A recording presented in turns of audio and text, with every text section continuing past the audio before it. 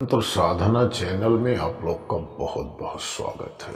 तो आज हमारा चर्चा का विषय है माँ भगवती यानी कि शक्ति की उपासना। काली शब्द का अर्थ है काल की पत्नी, अर्थात काल शिव जी का नाम है। शिव पत्नी को ही काली की संज्ञा से अभिहित किया गया है। इन्हें आद्या काली कहते हैं। तंत्र शास्त्रों में आद्या भगवती के 10 भेद कहे गए हैं।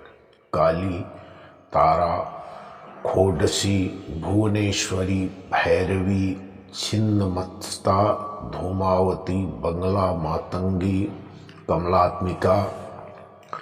इन्हें सम्मिलित रूप से 10 महाविद्या के नाम से जाना जाता है। इनमें भगवती काली मुख्य है। भगवती काली के रूप भेद अच्छे हैं। सभी देवियों, योगिनियों आदिकाल भगवती काली की ही प्रतिरूपा हैं, जिनके 8 भेद मुख्य माने जाते हैं। चिंतामणि काली, स्पर्शमणि काली, संतति प्रदा काली, सिद्धि काली, दक्षिणा काली, काम कला काली, हंसिका काली, गुहा काली, कर्म काली। भगवती काली के इन 8 भेदों मंत्र दिए जाते हैं। इनके अतिरिक्त भद्रकाली एवं शमशान काली, महाकाली, यह 3 भेद भी विशेष प्रसिद्ध है। इनकी उपासना भी विशेष रूप से की जाती है। 10 महाविद्याओं के मंत्र जप, ध्यान, पूजन तथा प्रयोग की विधियां, कवच, स्तोत्र, सहस्त्र नाम आदि पृथक पृथक हैं। अब तो इन सभी देवियों के संबंध के अलग अलग साधना संपन्न होती हैं। भगवती काली के स्वरूपों में दक्षिणा काली मुख्य है। इन्हें दक्षिण कालिका तथा दक्षिणा कालिका कई नामों से संबोधित किया जाता है। काली के उपासकों में सर्वाधिक लोकप्रिय भी भगवती दक्षिणा काली हैं। गुहा काली, भद्रकाली, शमशान काली तथा महाकाली आचार्य स्वरूप भी अनेक प्रकार के अंतर से भगवती दक्षिणा काली के ही हैं तथा इनके मंत्रों का जाप, न्यास, पूजन, ध्यान आदि सभी प्रायः भगवती दक्षिणा काली की भांति ही किया जाता है। अतः इन चारों के मंत्र तथा ध्यान के भेद भी समान रूप से ही किया जाता है। भगवती काली को अनादि रूपा, आधा विद्या, ब्रह्म रूपिणी तथा कैवल्य दात्री माना गया है। अन्य महाविद्या मोक्ष दात्री कही गई हैं। 10 महाविद्याओं में भगवती खोडसी, जिन्हें त्रिपुर सुंदरी भी कहा जाता है, भुवनेश्वरी तथा छिन्नमस्ता रजोगुण प्रधान एवं सत्व गुणात्मिका हैं। अतः ये गौण रूप से मुक्तिदात्री हैं।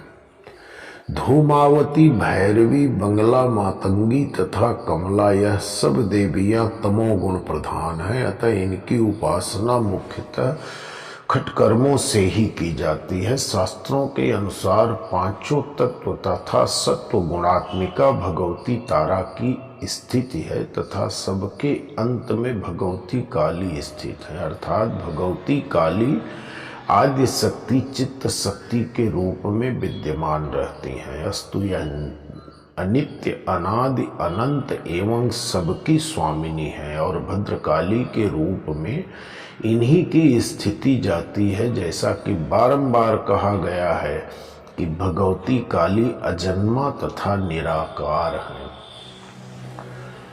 तथा भावुक भक्तजन भावना देवी के गुण कार्यों के अनुरूप उनके काल्पनिक साकार रूप की उपासना करते हैं। भगवती क्योंकि अपने भक्तों ने रखी है तथा उनका कल्याण करती हैं, उन्हें युक्ति मुक्ति प्रदान करती हैं, उनके हृदयाकाश में अभिलाषित रूप के साकार को साकार करती हैं। इस प्रकार निराकार होते हुए भी साकार हैं, अदृश्य होते हुए भी दृश्यमान हैं। दक्षिणा काली भगवती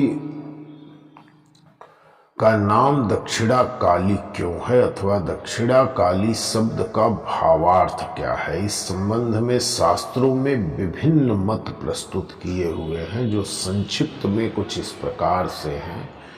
निर्वाण तंत्र के अनुसार दक्षिण दिशा में रहने वाला सूर्य पुत्र यम काली का नाम सुनते ही भयभीत होकर दूर भाग जाता है, अर्थात वह काली उपास को नरक में नहीं ले जा सकता। इसी कारण भगवती को दक्षिणा काली कहते हैं। जिस प्रकार किसी भी धार्मिक कर्म की समाप्ति पर दक्षिणा फल की सिद्धि देने वाली होती है, उसी प्रकार भगवती काली भी सभी कर्म फलों की सिद्धि प्रदान करती हैं।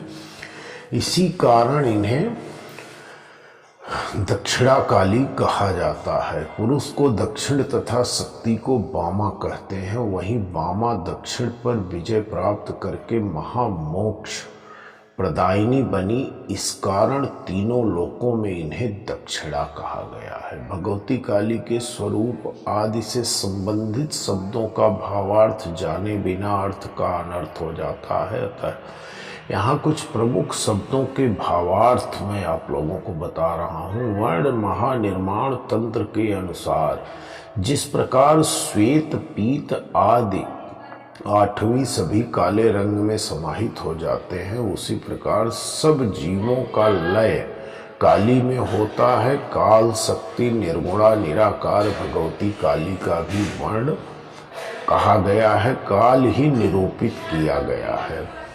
कुछ तंत्रों में भगवती काली का वर्ण काला तथा लाल दोनों बताए गए हैं, परंतु साथ ही यह भी स्पष्ट कर दिया गया है कि भगवती दक्षिणा काली का रंग काला तथा भगवती त्रिपुर सुंदरी अर्थात तारा का रंग लाल है। भगवती के दक्षिण काली अथवा भद्र काली, महाकाली, शमशान काली तथा महाकाली आदि रूपों के उपासक भक्तों को देवी के श्याम वर्ण अर्थात काले रंग के शरीर की ही भावना करनी चाहिए। भगवती काली को शमशान वासिनी कहा गया है। शमशान का अलौकिक अर्थ है जहां मर्द प्राणियों के शरीर जलाए जाते हों, परंतु देवी के निवास स्थल के संबंध में शमशान शब्द का अर्थ लागू नहीं होता है। पंच महाभूतों चिद ब्रह्म मिले होते हैं। भगवती आद्या काली चिद ब्रह्म स्वरूपा हैं। जिस स्थान पर पंच महाभूतों का लय हो गई शमशान है और वहीं भगवती का निवास है, यह समझना चाहिए। सांसारिक विषयों काम क्रोध राग आदि के भस्म होने का मुख्य स्थान हृदय है, क्योंकि जिस स्थान पर कोई वस्तु भस्म हो वह स्थान शमशान कहलाता है। अतः काम क्रोध राग आदि से रहित शमशान रूपी हृदय में ही भगवती काली निवास करती हैं। भक्तजनों को चाहिए कि वे अपने हृदय में भगवती काली को स्थापित करने हेतु उसे शमशान बना ले, अर्थात संसार एक राग द्वेष आदि से पूर्णतः रहित कर ले। चिता शमशान में चिता से प्रज्वलित होने का तात्पर्य है राग द्वेष आदि विकार रहित हृदय रूपी शमशान में ज्ञान अग्नि का निरंतर प्रज्वलित बने रहना। शिवा कंकाल अस्थि सौमुंड शमशान में शिवा कंकाल अस्थि आदि सौमुंड की उपस्थिति का तात्पर्य है। शिवा सौमुंड आदि अपंचीकृत महाभूत हैं। अस्थि कंकाल आदि उज्ज्वल वर्ण सत्व गुण के बोधक हैं, अर्थात हृदय रूपी शमशान में अपंचीकृत महाभूत शिवा सौमुंड आदि के रूप में तथा अस्थि कंकाल आदि सत्व गुण के रूप में उपस्थित रहते हैं।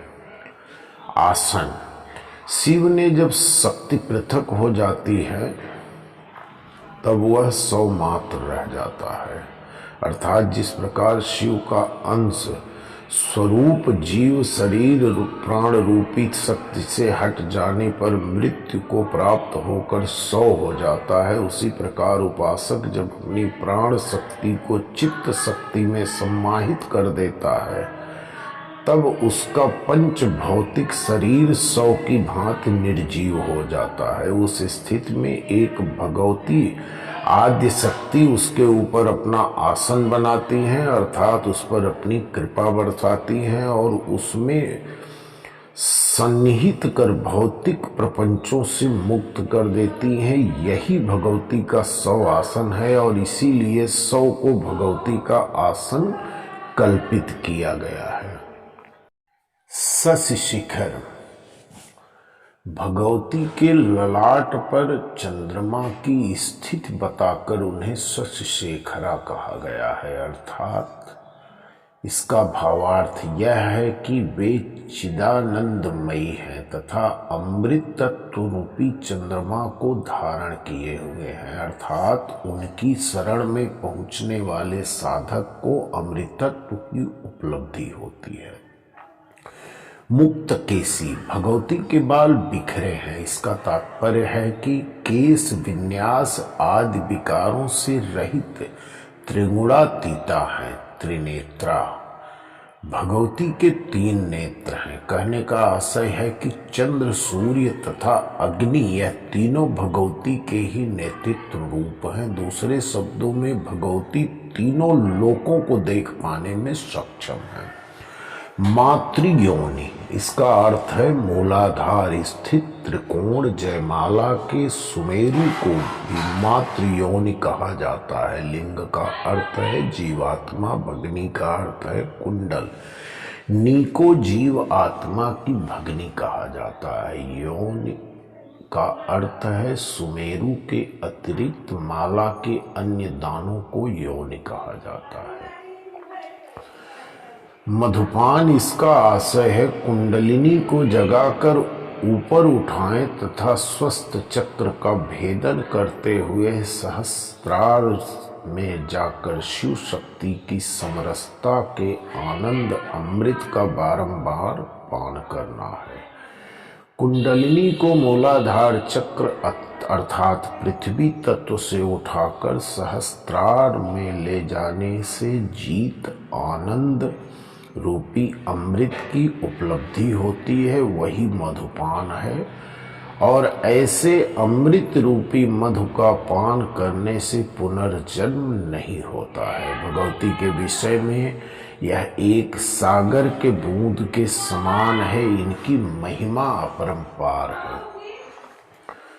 तो दोस्तों, इसी के साथ मैं अपना वीडियो समाप्त कर रहा हूँ और हमारे वीडियो को लाइक और कमेंट जरूर करना। कमेंट में जय माँ भद्रकाली लिखना न भूलिए और इस चैनल पर पहली बार आए हो तो सब्सक्राइब कर लेना जरूर। धन्यवाद। जय माँ भद्रकाली।